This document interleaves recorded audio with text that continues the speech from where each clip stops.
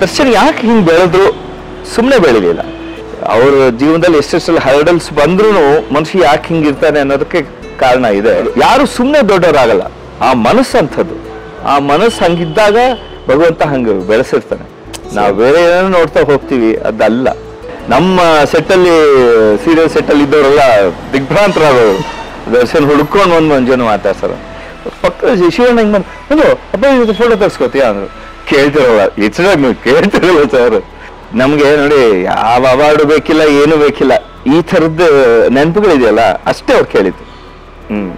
ನೋಡಿದ್ದೀನಿ, ಚೆನ್ನಾಗಿ ಮಾಡ್ತೀರ. ನೋಡಿದ್ದೀನಿ ಅಂದ್ರೆ ಏನು, ಎಲ್ಲಿ ನೋಡ್ರಕ್ಕೆ ಸಾಧ್ಯ?